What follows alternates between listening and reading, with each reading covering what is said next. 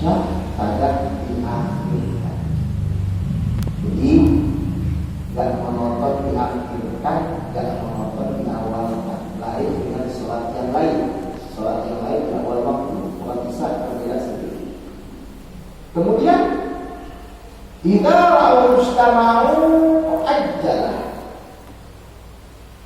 Ketika Nabi tahu orang-orang lebih pada kumpul, sahabat lebih pada kumpul misalkan, Nabi buru-buru sholat. Kan konsep itu kan dulu nggak ada yang namanya speaker masjid, speaker ini nggak ada, ya. Jadi tahunya orang ini waktu sholat, hari ada sholat, hari ke atas bukit seperti Bilal bin Rabah. Kemudian ada juga di pelataran, ya, azan segala macam, ada yang dengar, ada yang kagak. Akhirnya datang ke masjid. Kalau Nabi melihat di masjid ternyata lebih banyak orang, ya, Nabi buru-buru sholat isya. Apabila ketika sahabat itu banyak yang terlambat, maka sahabat Nabi mengakhirkan. Nah, makna mengakhirkan di sini maknanya adalah bukan di tengah malam lagi. Makna mengakhirkan di sini artinya adalah menunggu sahabat-sahabat itu pada kumpul semua. Jadi misalkan kita kalau jam 3 jam ya, jam 7 sholat isya. Ternyata sahabat baru kumpul jam 8. Pas kumpulnya kami masalah saja. Kalau belum kumpul belum masalah. Ya kan? Konsepnya kumpul. Makanya ada taklim ketika lebih banyak orang langsung sholat ada, gitu ya. Nah ini kita lihat seperti itu. Kemudian wasubhu kana yusalliha bimalas. Nabi sholat subuh jalan itu di saat gelap, zulmat berakhir lain, sangat gelap, ya, sampai tadi kita orang nggak lihat bahwa Nabi itu lagi jalan saking gelapnya. Wali Muslimin bin hadithi Abi Musa faqama al-fajra hina inshaqqa al-fajr wan nasu la yakadu ya'rifu ba'duhum ba'd. Nabi melaksanakan sholat fajar. Nah, sholat fajar ini makna sholat fajar itu macam-macam. Karena hadis yang beredar di mana? Sholatul fajri khairun min ad-dunya wa ma fiha. Dalam dengan sholat fajar lebih utama daripada dunia dan seisinya. Bahkan narasi yang dipakai adalah Bill Gates itu punya harta banyak, gak ada apa-apanya dengan orang yang sholat fajar. Maknanya sholat fajar itu apa sih? Apakah sholat fajar itu memang namanya sholat fajar? Apakah sholat fajar itu adalah sholat subuh? Karena beberapa hadis ini pemaknaan sholat fajar, ada yang maknanya sholat fajar, ada yang maknanya kok cenderung sholatnya berbeda dengan bersama dengan sholat subuh. Sholat fajar sendiri, sholat subuh sendiri. Maka dalam itu berbeda pendapat. Pendapat pertama, sholat fajar adalah sholat sunnah.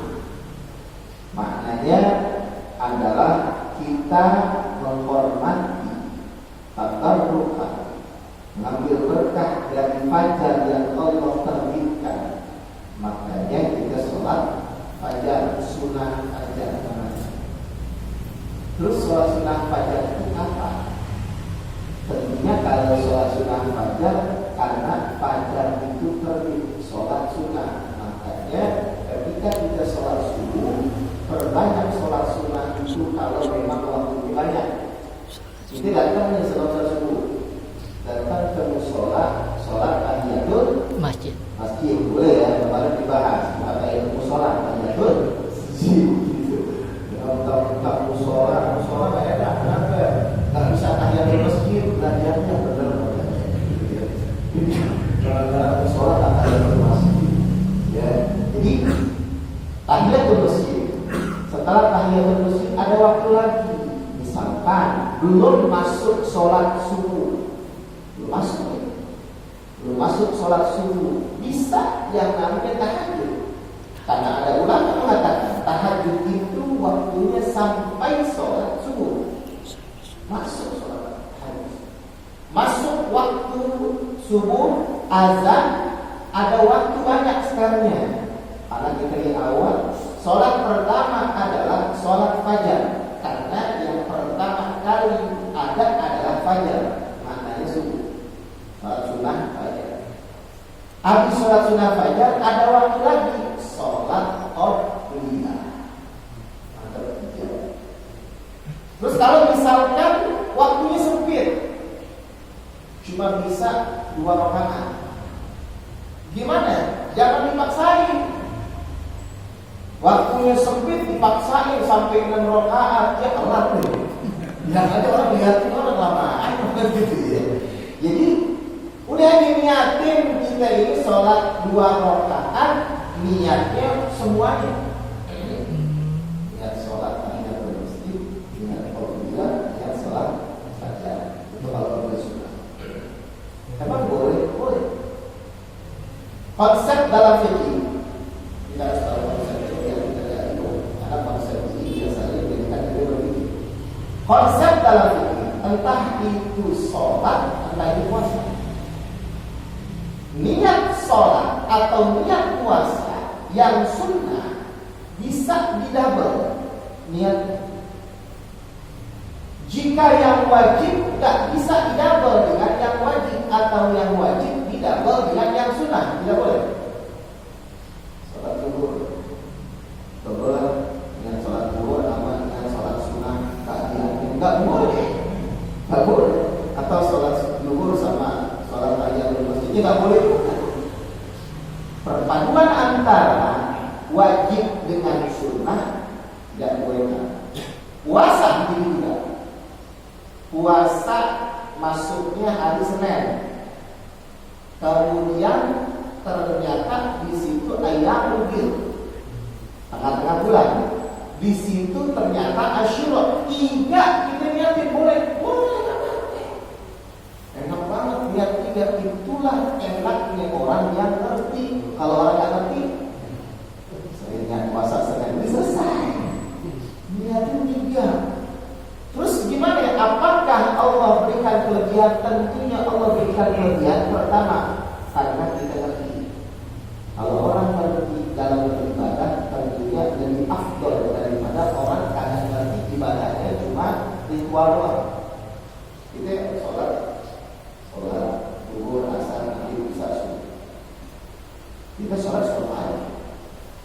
Karena bukan kenapa kita sholat? Wah, dalilnya sholat itu diwajibkan. Gua langsung keluar walaupun pakai bahasa Indonesia. Ya, kemudian Nabi sholat seperti ini karena kita tahu itu lebih afdol daripada cuma sholat doang. Karena ibadah dengan ilmu lebih afdol daripada ibadah tanpa ilmu. Jadi kembali kepada yang namanya niat ibadah. Kalau wajib sama wajib nggak boleh. Contoh puasa nadar dengan puasa qadha. Ya, puasa itu kan ada puasa nadar, ada puasa qadha. Puasa qadha adalah puasa wajib, puasa yang mana mengganti puasa Ramadan. Nggak boleh digabungin. Atau kita ini puasa qadha sekalian puasa hari Senin, nggak boleh juga. Karena apa? Perpaduan antara wajib sama sunnah nggak bisa, kecuali sunnah sama sunnah. Ini satu konsep tidak akan berpikir ketika ibadah, khususnya ibadah sholat sama ibadah puasa. Ya, kembali kepada hadis ini. Jadi kalau melihat hadis hadis yang fajar ya. Fajar yang pertama adalah sholat sunnah. Fajar yang kedua maknanya adalah sholat subuh. Karena hadis-hadis yang ada ini ada menunjukkan sholat subuh. Faqama al-fajr hina syaqqa al-fajr wa an-nas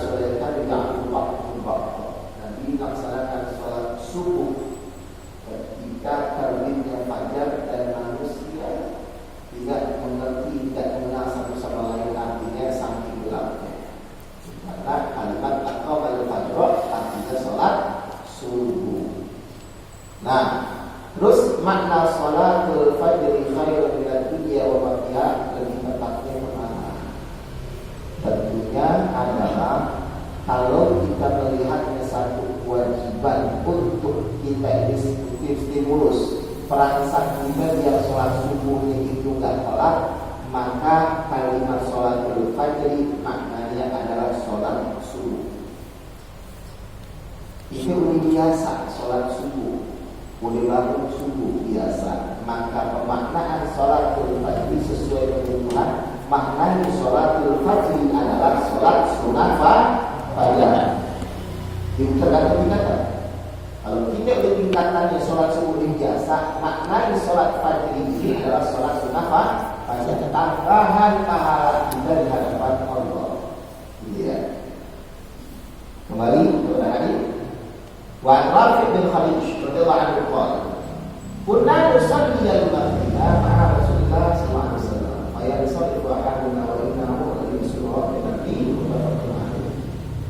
Wa Aisyah radhiyallahu anha qalat a'tama an-nabiy sallallahu alaihi wasallam dhata laylin hatta dhahaba 'amatan layl thumma kharaja fa shalla wa qala inna Allaha la yashqa la ummati wa muslim. Hadis dari Aisyah radhiyallahu anha, Nabi mengakhirkan satu saat data lailatin bil isya. Kalau data lailatin itu berarti waktu-waktu, tidak sering. Sewaktu-waktu Nabi di waktu isya itu mengakhirkan waktunya. Hatta dahada amatul lail, sampai larut malam. Tsumma kharaja fa shalla, kemudian Nabi keluar salat. Kalau lihat ini, Nabi keluar terus salat. Salatnya di rumah atau di luar? Di luar. Di luar mana? Kemas?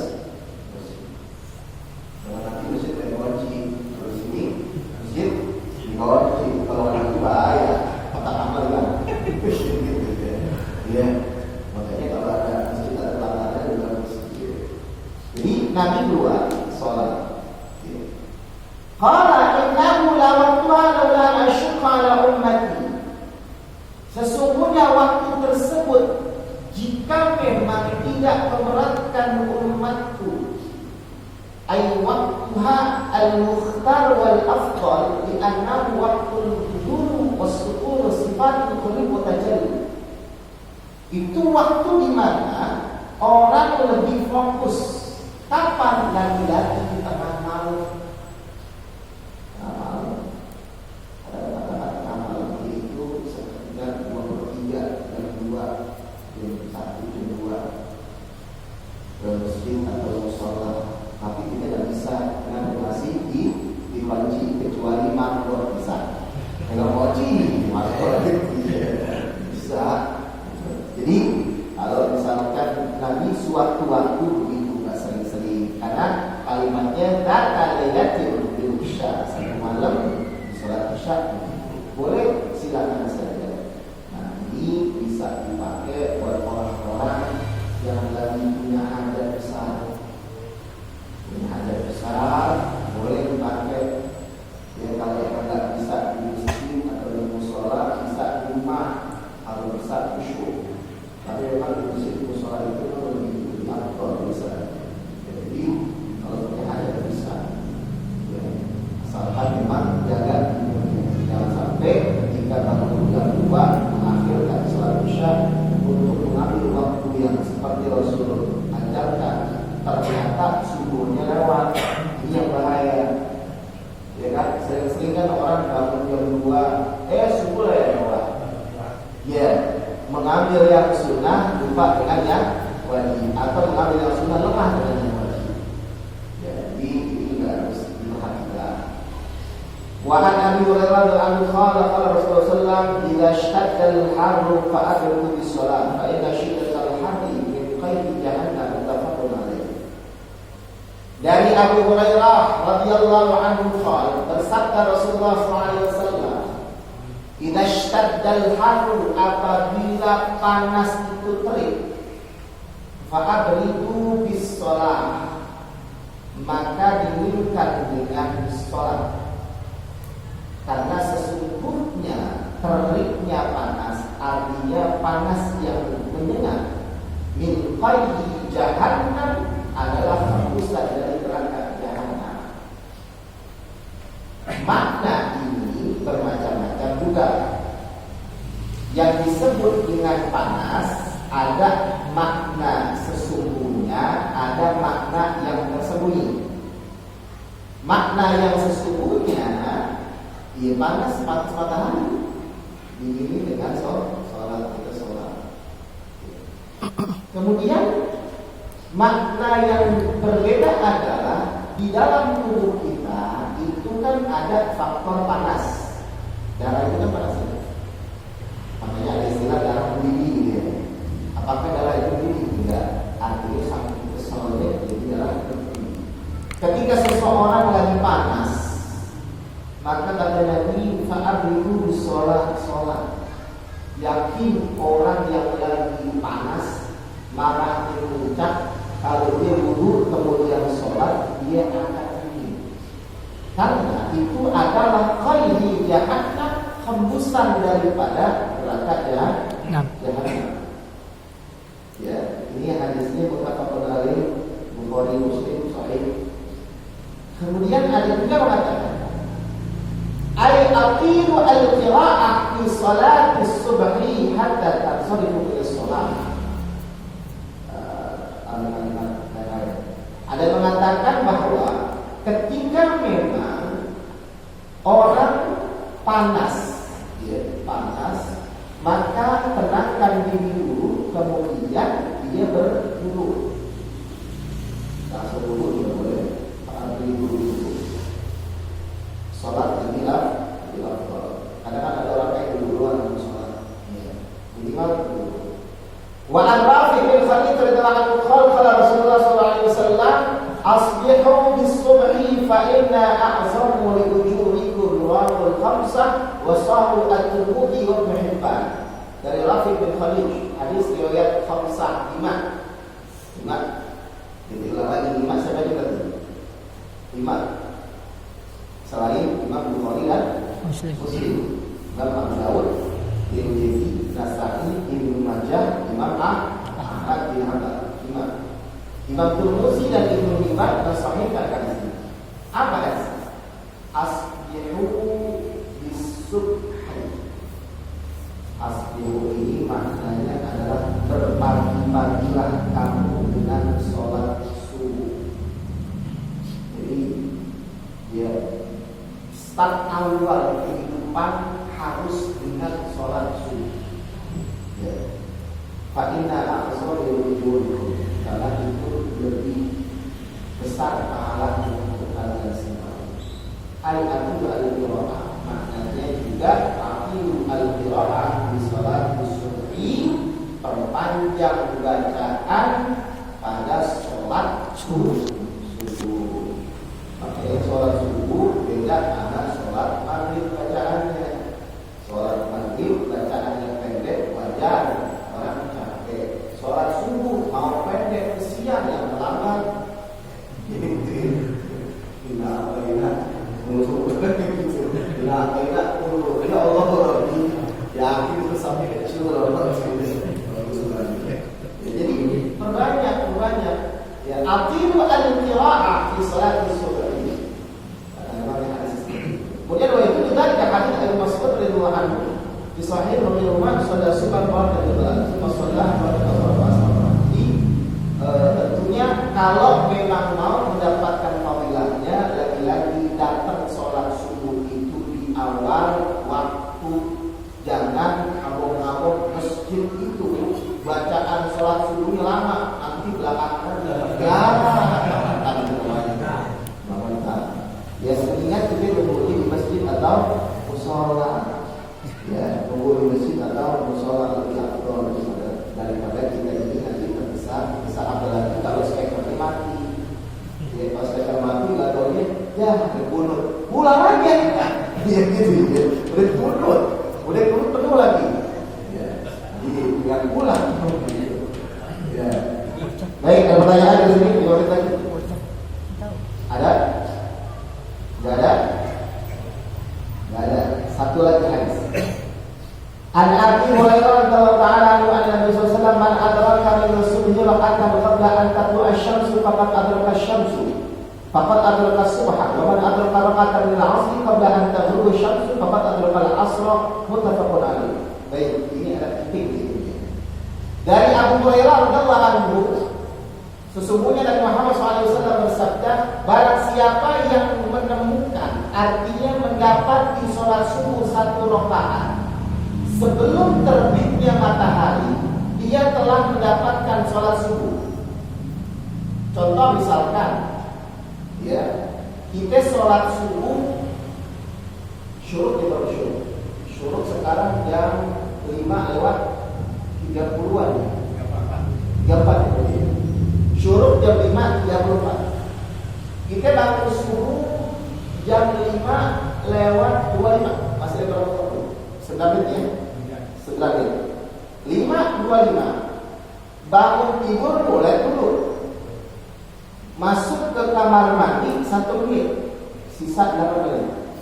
Kemudian nggak tahu dia buang air kecil dulu. 2 menit. Sisa berapa menit? Sisa 6 menit ya. 6 menit. Wudu 2 menit. Sisa 4 menit. Akhirnya langsung sholat pakai baju segala macam. Akhirnya makan waktu 2 menit. Sisa sekitar 3 menit. Ya, 3 menit. Allah sholat. As-sholat Allah akbar rakaat kedua masuk waktu fajar. Kalau kita dapat 1 rakaat selesai.